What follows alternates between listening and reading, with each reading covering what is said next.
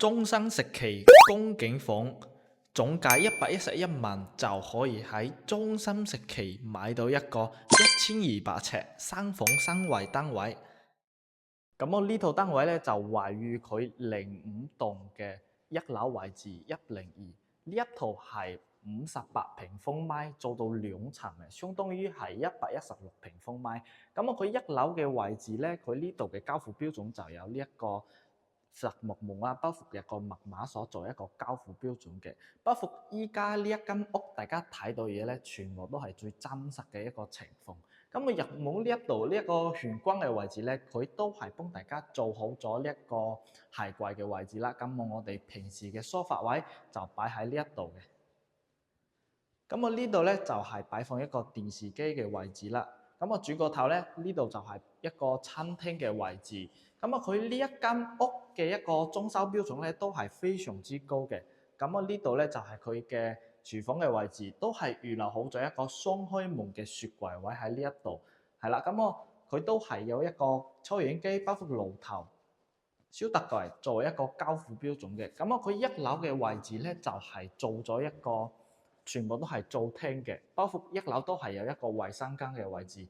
但係咧有一個少少瑕疵，就係呢一間屋佢冇做到一個淋浴室一樓嘅位置。咁我哋依家上去到2樓同大家睇下先。咁我2樓嘅位置佢就全部都係做成呢一種房間啦。咁我第一個房間咧都係非常之市正，睇起身都係非常之大嘅。咁我哋入門口呢個位置咧就可以做嗰啲衣櫃啦。咁我前邊呢度咧就可以擺床啦。好啦，咁我哋睇下第二個房間。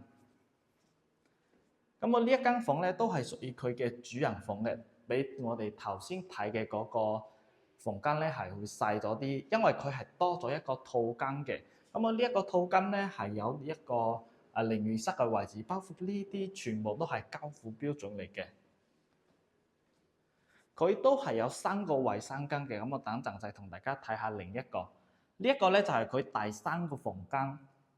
而且咧，佢呢一個單位係帶埋一個天台嘅位置，贈送咗大家15個平方嘅面積。呢一間就係佢第3個衛生間。係啦，咁我呢度咧就係佢贈送嘅15個方嘅天台位置。呢一間屋嘅一個總價咧係116萬。